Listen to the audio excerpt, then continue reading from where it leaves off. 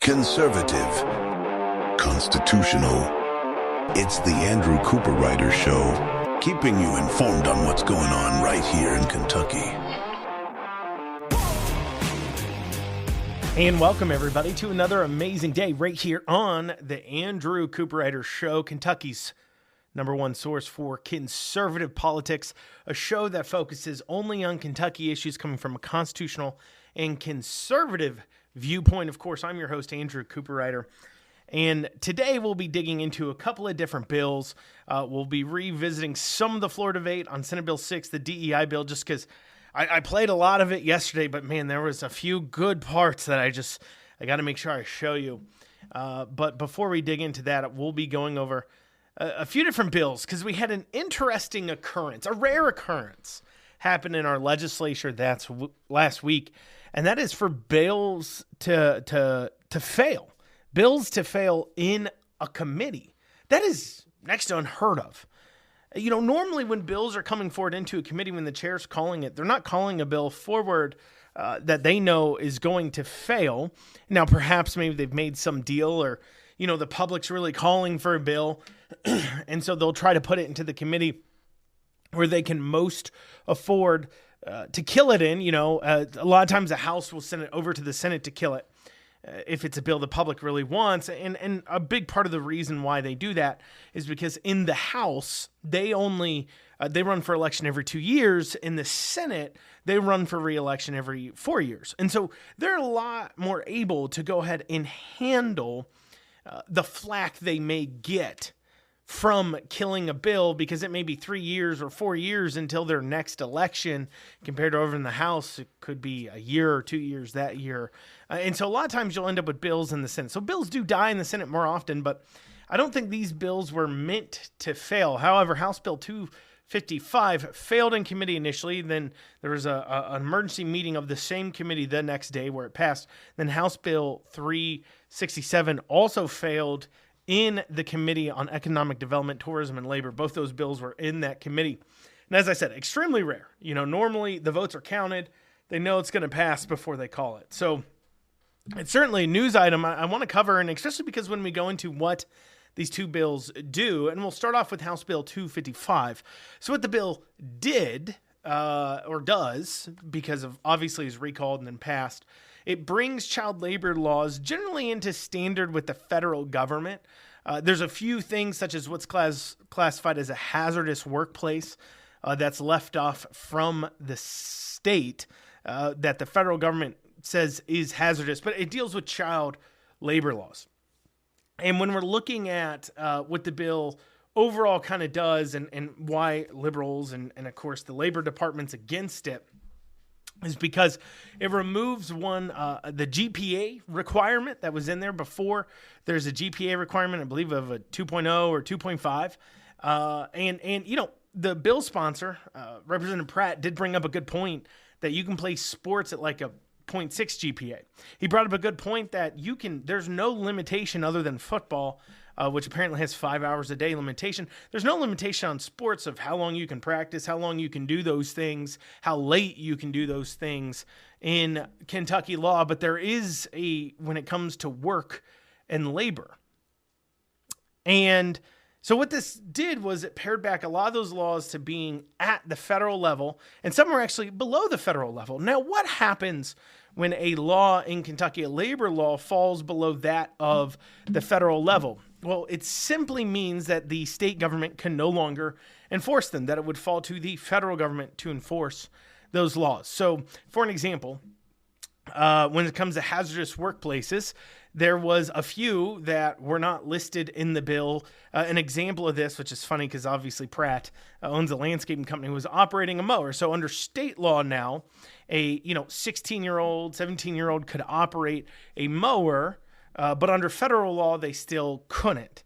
And so what that would mean is the labor cabinet, labor board, and those in charge of enforcing labor laws at the state level, the state agency, the state cabinet of labor, would no longer have jurisdiction over 16-year-olds riding mowers, so they could not enforce that. However, the federal government would still enforce it, which I say good. I mean, if the federal government's going to be the one passing these regulations, make them be the ones to enforce them. Why are we paying tax dollars for a industry to go ahead and enforce laws we never even agreed to in the first place. There's the federal government who created these regulations. They can pay to enforce them. And for those of you, though, who sit there and say, look, we need to protect the youth. This is a very important thing.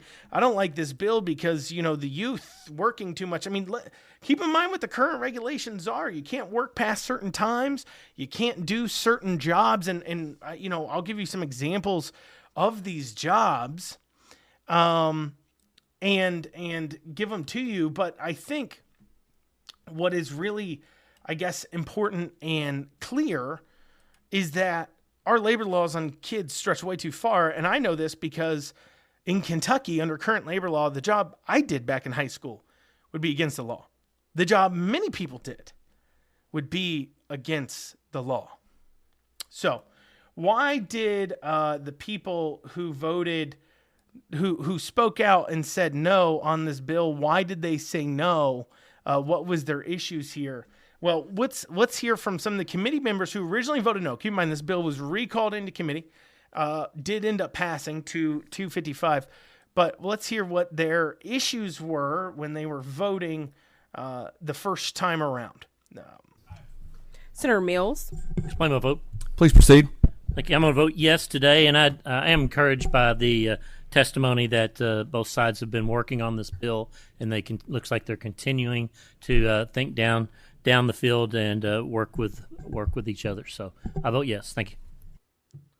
So he's saying, that was Senator Mills, he's saying, I'm going to vote yes because the bill sponsored in House Bill 255 is working with the Labor Cabinet to help shape that bill a little bit better, more into their style. It still isn't to the Labor Cabinet's liking. That's what they sat down and said because, there's certain things below federal level. And of course, as well, if they're not there to enforce the laws, what are they there for? So if the laws don't exist, then they'd cease to exist. So of course, the Labor Cabinet has absolutely, and Division of Workplace has no incentive to sit there and say, take away our responsibilities, because that means they need less people, less inspectors. They do less work. They spend less money. There's less jobs, less power. They're not going to have that. It's not like the head of Department of Labor is going to sit there and be like, take away all my power. I'm good with it. But however, Senator Mills votes yes, and and I brought that up because here we're going to hear from Senator Storm. Suspend my vote. Please proceed. I'm going to vote no today for the same purposes that Senator Mills just pointed out. So Senator Storm says, I'm going to vote no for the same reasons Senator Mills mentioned, which is kind of interesting because Senator Mills voted yes, because he's also like, hey, we need to pare down this bill and get it together. Senator Wheeler. I'm going to vote no for the reasons stated by Senator Storm. However, the bill sponsor, I think, has shown a willingness to work on a floor amendment, and I am reserving my right to change that vote if we can work out an acceptable compromise.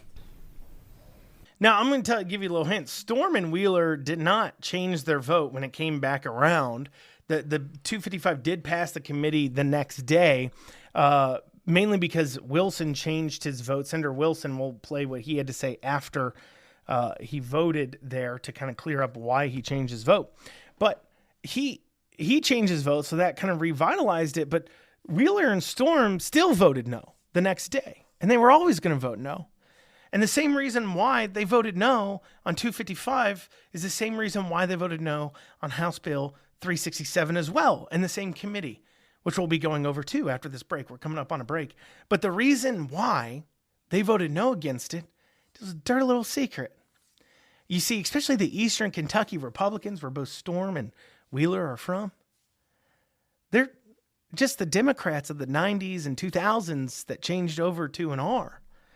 Their belief on spending, government, big government's role, so on and so forth, that the Democrats had in the 90s, early 2000s, they still have. They still believe that. And for evidence of that, we do have their comments and votes on House Bill 367, which we'll be going over. But we're going to hear from Wilson why he changed his vote, and then their comments on House Bill 367. After this short break, you're listening to the Andrew Cooperrider Show, your source for Kentucky politics. And you are back with the Andrew Cooperrider Show, your source for Kentucky politics. Before the break, we were talking about House Bill 255 that failed in committee last Thursday and then was brought back up in committee Friday and was able to pass, and talking about what some of the comments were about why it failed, because it's such an odd thing to fail.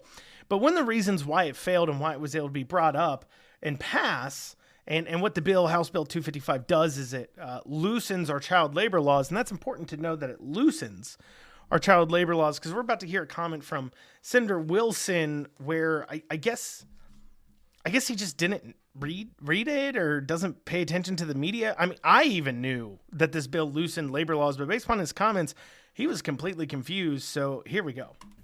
Senator Wilson? Explain my no vote. Please proceed. I, have looked over the bill, and I don't know if I really truly understand the restrictions that are in the bill. I guess a lot of them are federal. Probably I shouldn't have had a lot of the jobs that I had growing up as, being able to drive before I was equipment, before I was 16 and things like that. Doing hay baling work and different things like that, paper routes before 6 o'clock in the morning. And so I guess I just don't quite understand it. So at this point, without clarification for me, I'm going to have to vote no. So he even admits he's got no idea what's in the bill. I mean, I'm not a state senator. I objectively believe that I spend less time per day tracking legislation than Senator Wilson does. I knew exactly what this bill was doing as far as loosening child labor laws. He may have issues with the restrictions on child labor laws in the bill, but that's not on the bill itself. That's the federal government. If your goal, and what he said was I shouldn't have had a lot of jobs when I was younger, and they're like, yeah, you shouldn't have. And I mentioned I had jobs that currently in Kentucky wouldn't be allowed. I had jobs washing dishes on Fridays and Saturday nights, and I was there washing dishes as late as midnight, sometimes at the age of 14, 15. Under Kentucky law, that's too late. I'm not allowed to do that. And so, he admits that the laws are too restrictive and when you start to actually read the laws, a lot of people basically older than the age of 30, whose parents made them work, 40, whose parents made them work when they were a kid. And my parents told me, you got to get a job. You got to pay for your insurance. You got to pay for your gas in your car, so on and so forth. You got to save up for a car. All of us who worked, we all work jobs that aren't actually legally allowed right now under Kentucky law, like a lot of us did. And on top of that, and I've mentioned this before, labor law has carve-outs for people in special situations like the children and people who own businesses. So for an example, this is something the Kentucky Lantern brought up when they brought the bill back up on Friday. Pratt wasn't there to speak on the bill. But Representative Heath was there when they talked about the restrictions that now the state wouldn't be allowed to enforce, but would still be enforced by the federal government. Heath made a comment that his father wouldn't have been able to put the crop out because at their age, 16 and 17, they're not supposed to be operating tractors with more than 20 horsepower. And so these farmers and everything else couldn't handle it. Now, what's funny is the Kentucky Lantern wrote an article about that situation. And they said, there's special carve-outs for agriculture for families on the farm, as in a child on the farm could still do that. So Heath was wrong to make the statement that he wouldn't be allowed to do that.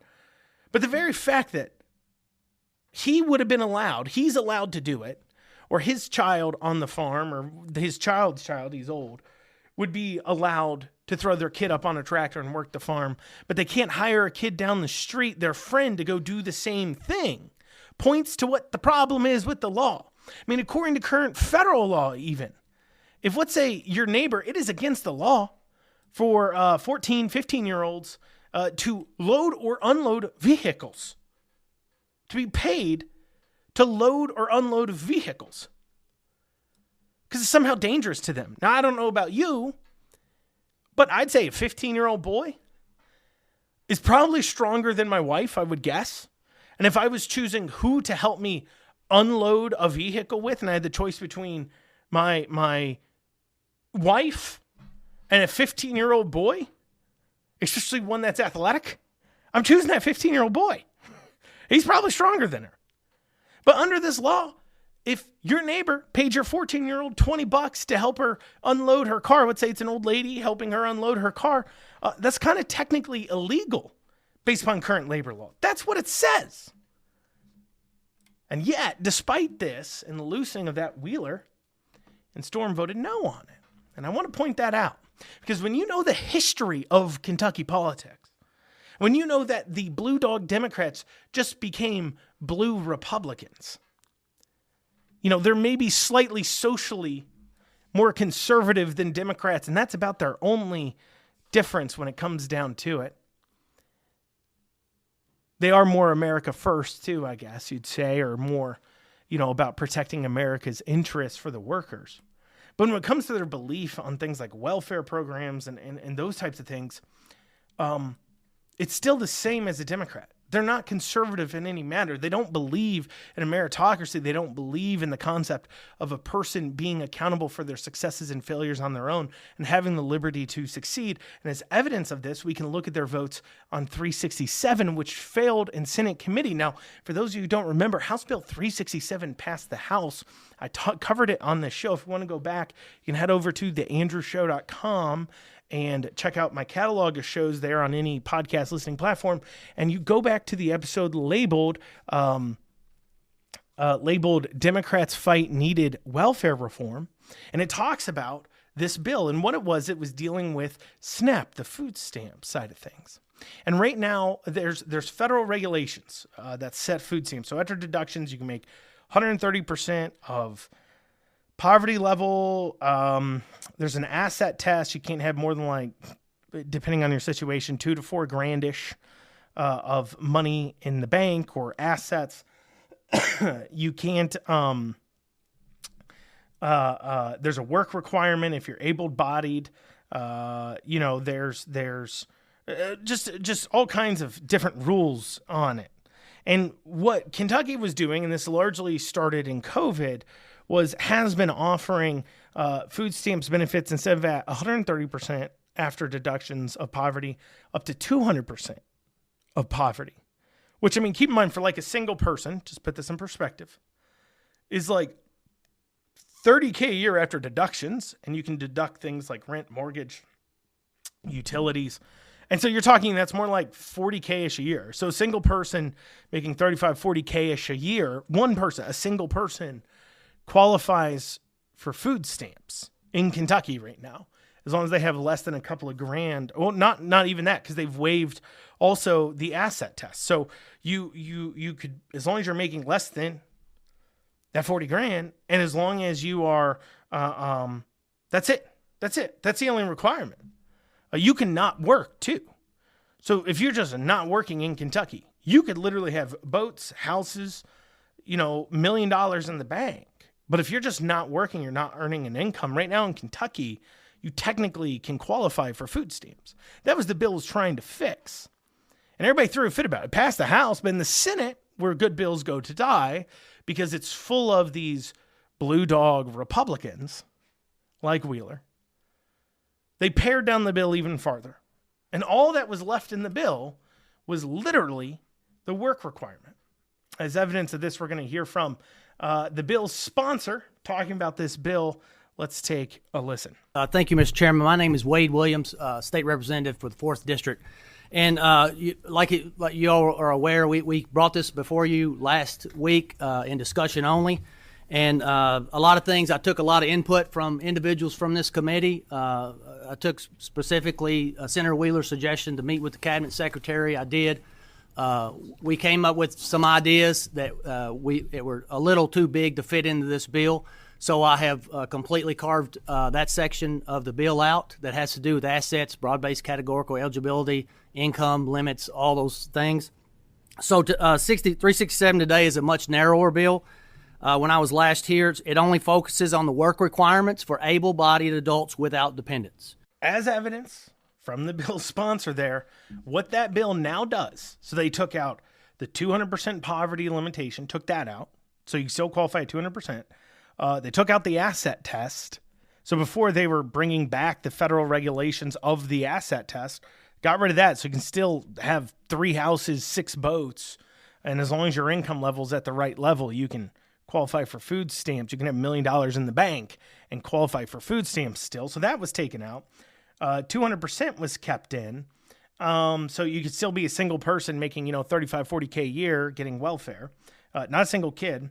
They even kept the work requirement out for people with kids. So able-bodied people with kids. All that was left. Only thing this bill now was doing was saying if you're an able-bodied adult without children, you need to work in order to receive welfare benefits. That's all it was doing. Something almost every single person should be able to agree with. Something I think we all should agree that if you can work physically or able to work, you should work. And if you're worried about kids somehow having to pay for somebody's decision, well, that goes away too. If you have kids, the requirement can be waived. So all it's saying is the welfare, you cannot receive welfare if you are able to work, but you're refusing to. Can't receive food stamps. That seems pretty straightforward, right? That's about making sure this is a crutch, not a hammock. Not a place where you hang out, but something to help you get to the next level. It should be something everybody agrees with. In this Republican legislature, however, that failed in this committee. We couldn't even pass a work requirement for able-bodied adults without children to receive food stamp welfare benefits. We couldn't even do that. And you're like, why did that happen? I'll give you some of their outtakes after this short break. You're listening to the Andrew Cooperrider Show, your source for Kentucky politics. And you are back with the Andrew Cooperrider Show, your source for Kentucky politics. Before the break, we were digging into House Bill 367. Simple bills, straightforward. Used to do a lot more. Now all it did was require that a able-bodied person without dependents that was able to work, needed to work before they could qualify to receive food stamps. Basically saying you're not going to laze around on the taxpayer's dime. You're going to get to work if you're able to. You're going to provide for yourself. You're not going to keep relying on others. And this Republican legislature was unable to even pass that very basic welfare reform. Why is that? Well, as I mentioned before the break, it's because a dirty little secret about Kentucky is while it's ruby red, many of its legislators are still pretty blue. They're what I call blue dog Republicans. You may remember blue dog Democrats, a kind of Southern Democrat that was typical of the Democrat Party in the 90s and early 2000s. But nowadays, we have those same people with those same beliefs, people like Senator Wheeler, people like Senator Storm, that now are identifying themselves as conservatives, as Republicans. But I don't think anything's too conservative about saying that people who shouldn't, that need work requirements, that requiring an able-bodied person to work, to receive the money out of other people's pockets. That is like the bare minimum. Even liberals should be okay with that. But somehow these conservatives couldn't. So what'd they actually say on the bill? So I played for you the bill's sponsor. I want you to keep in mind, all this bill does is has a work requirement. That's it. So we're going to start off. Let's hear what they had to say. Senator Howell. Explain my no vote. Please proceed. I want to thank the sponsor for all the work they did. I don't question at all the intention on it. I don't think necessarily that the national group that comes in this has the same level of intention for the people of the Commonwealth. I think that this bill works against everything that we've done in the last few years to address the issues of the benefit of the cliff for our workers in Kentucky, especially our working poor demographics. And all this does is it places another wedge between people who are working and are trying to do what is best for them and what we want them to do policy-wise for the Commonwealth. It throws another wedge in there to keep them down in a lower economic demographic, keeps them from being able to build any wealth, to build any assets. How does this drive a wedge? She said it would drive a wedge. Keep in mind, the only requirement here is for able-bodied people without a job to get a job. How's that a wedge for building assets? The asset test was taken off.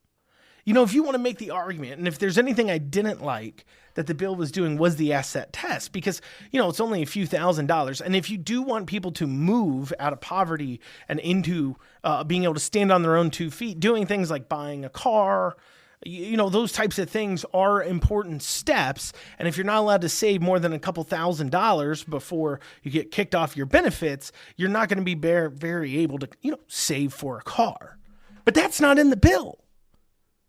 If it had the original provisions regarding assets, okay, let's talk about that. But how does a work requirement stop people from gaining assets? It does the opposite. They did mention that a national group came through. And here we have Senator Storm and Wheeler expand a little bit more on that, give a little bit more of an explanation of exactly why they voted no and talking about this national group. Let's take a listen to what both of them had to say. Yes. Senator Storm. Explain my no vote. Please proceed. For the same reasons that Senator Howe pointed out, I'm going to vote no. I do appreciate the bill sponsors' work on this, but I am concerned about the out-of-state folks that came to visit with me in my office and the comments that were discussed. Thank you. Mr. Chairman, explain my no vote. Please proceed. I do want to commend the bill sponsor for reaching out to the Cabinet for Health and Family Services. I don't question the intention of this bill, but I'm just concerned about the consequences. I mean, I think it's been said that a family of 5, making $48,000 would potentially lose SNAP benefits, and that, we all know in this day and time with inflation, that's just not a lot of money. And that's struggling to survive with rent and mortgages and car payments. If you even look what a used vehicle costs nowadays, it's even getting out of reach for most people. So while I know the sponsor to be a good man, and I know he has the best of intentions, I'm just worried about the unintended consequences for those Kentuckians that are just, struggling to get by. So that was Senator Storm, which tells us once again that there was some national group, out-of-state group that came in and he didn't like what they had to say, which if you're considering voting yes or no on a piece of legislation, whether or not you personally like individuals should not go into how you vote. Of course, that's the entire lobbyist structure, is about making you like them to get you to vote a certain way. But both here and Howe, and Wheeler and Howe, and Storm, we're all talking about things that have nothing to do with the bill. Nothing to do with it. Wheeler's sitting there claiming a family of 5 making $45K a year would get kicked off. This does nothing to change that. It's single, non-dependent adults who can work. That's it. The bill has nothing to do with this. This is a simple work requirement for able-bodied adults without kids to work in order to receive welfare, in order to receive your hard-earned money into their pockets. We can't get it passed, and you call yourselves fiscal conservatives when you're on the campaign trail, but you're not, and you never were, Wheeler. You not, and you never were, Storm.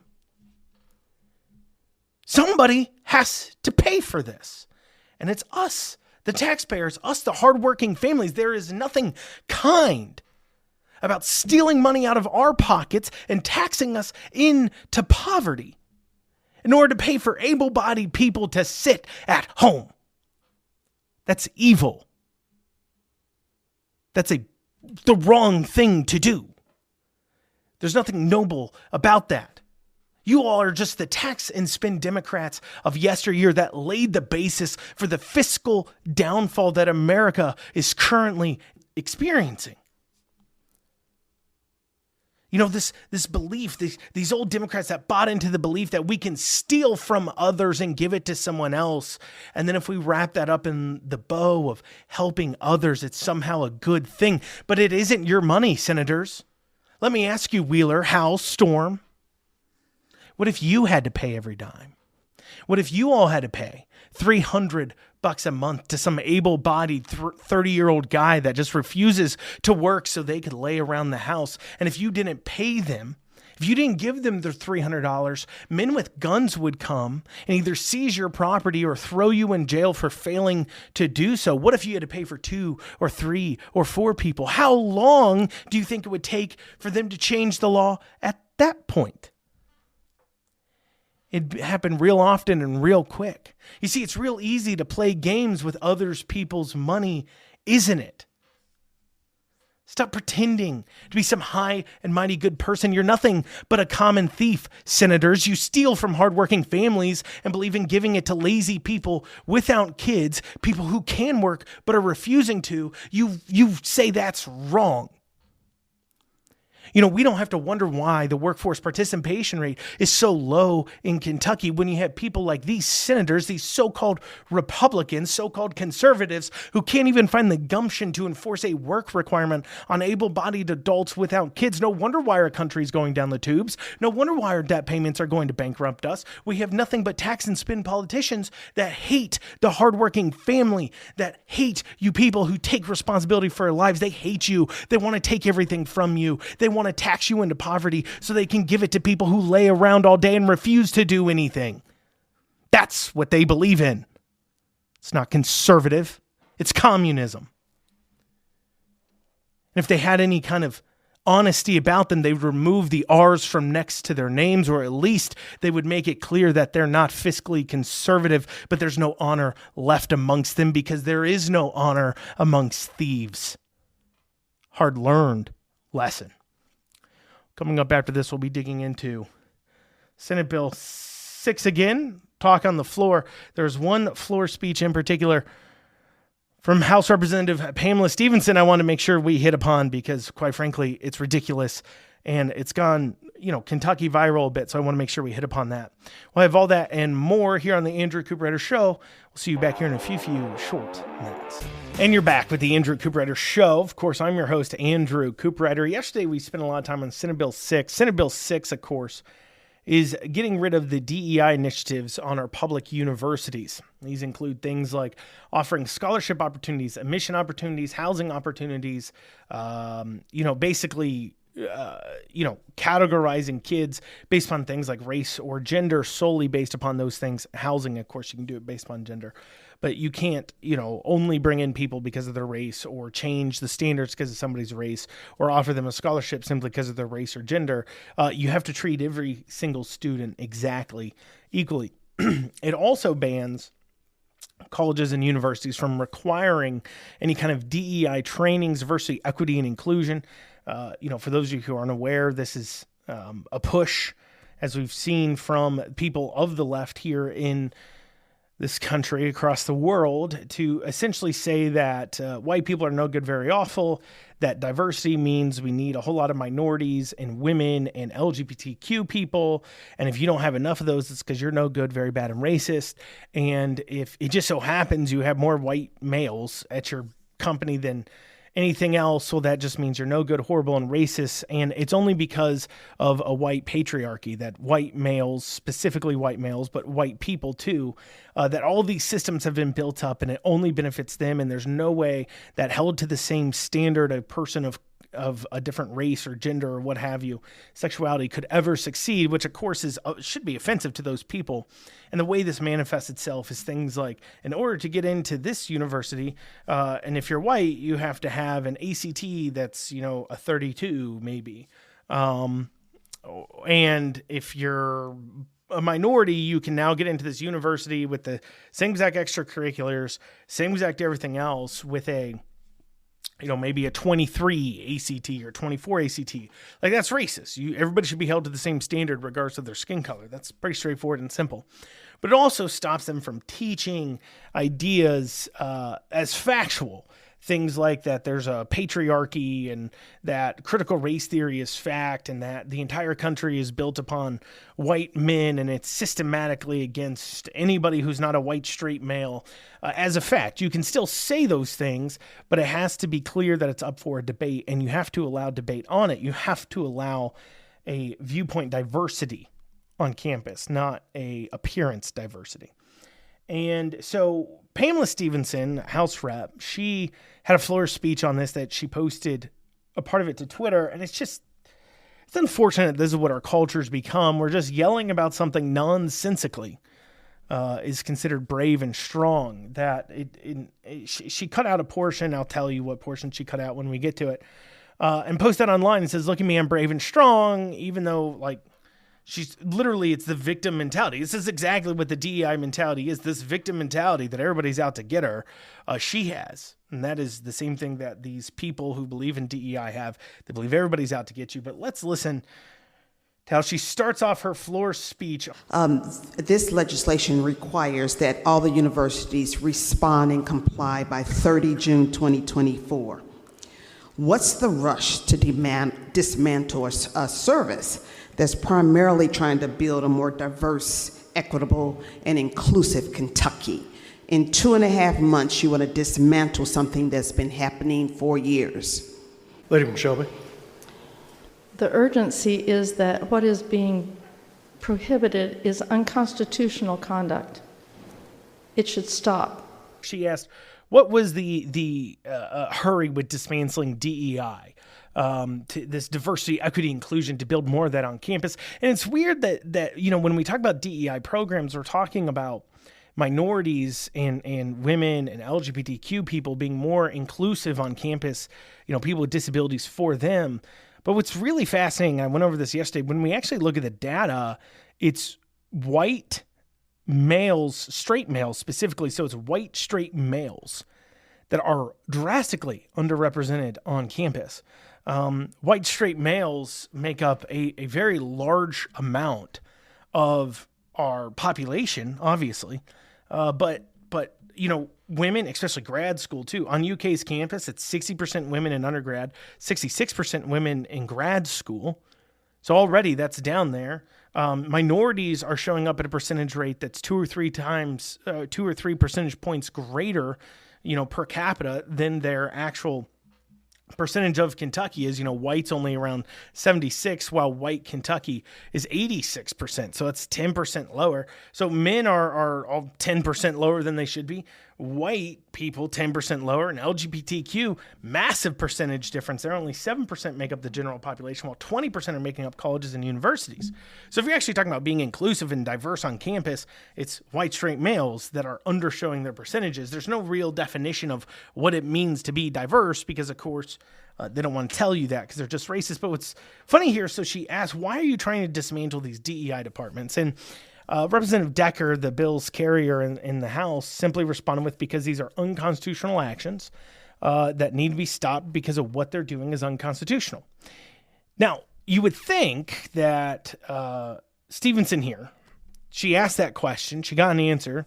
You think she'd have a response to the idea that these actions are unconstitutional. This wasn't the first time Jennifer Decker's brought this up. Jennifer Decker's brought up the fact that DEI initiatives, because they're treating people differently based upon their skin color, are unconstitutional, that you're not treating everybody equally. They're unconstitutional. They're not allowed to be done. They go against federal law. She has said this in committees and everything else. So you'd think Pamela Stevenson would have a response of the claim that this was unconstitutional. So let's see if she follows that up by asking, how is it unconstitutional, or makes some argument. Let's see what happens.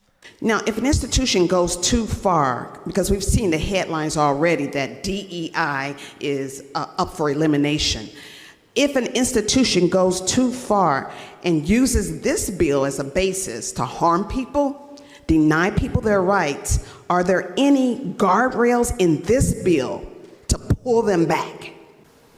No, the act speaks for itself as to what should happen. It does not speak to what happens if someone does something else.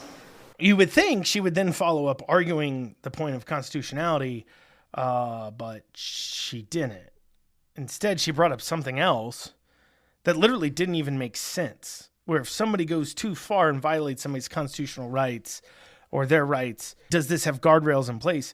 DEI efforts aren't about protecting constitutional rights. They're actually unconstitutional. What are you talking about?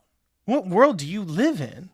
And she continues on a little bit there, asking a few more dumb questions. Then she gets into her speech, and there's, I want to play up till the part that she has posted online. Okay, so she asked a few questions, and then she asked to speak on the bill, and here's what she had to say. This legislation not only takes the seat away from the table, it's banning the people that make the seats. This bill says that no institution shall spend money to establish or maintain diversity. No institution shall spend money to establish or maintain equity. No institution shall spend money to establish or maintain an inclusive environment. How are we to remedy the policies that were built by our system, that are embedded in our system, from Jim Crow, slavery, and segregation? How are we going to set out to right the wrongs that of the Trail of Tears? What is she even talking about? How are we going to, or if we aren't racist now, we can't undo the racism of the past? How are we going to undo the damage of the Trail of Tears? How are we going to undo Jim Crow? How are we going to undo those things? We passed laws. We passed civil rights laws. That's what we did. That was the part she posted online. This was the part she posted online. Colleagues and Mr. Speaker, I speak for the people that can't speak for themselves. I'm not a mean person by nature. I just am passionate, and I want every voice to be heard. So if I get thrown off this floor as I've been threatened, because I'm so passionate about these things, then I will be suspended from this floor for my Lucy. And I will be suspended for every person that suffered under the guise of racism, sexism, and all the isms, and they had nowhere to go. Nobody at any point threatened to remove her. She literally had in her speech where she's talking about, I don't care if I get pulled down, I'm going to be a voice for the voiceless. Nobody threatened to remove her off the floor. But then she takes that, she posts online, and people, the dumb seals, oh, so brave, so brave. She wasn't under any threat. Why? Because we've long since moved past Jim Crow. We've long since moved past all this systematic racism. She wasn't being threatened with removal. She's not a victim anymore. She's a high-paid attorney who's a state house rep who got there long before DEI initiatives were ever in place. Doesn't see the irony of her own statements. Well, y'all, that's what we have time for today on the Andrew Cooperrider Show. We'll be back here tomorrow. Have a great rest of your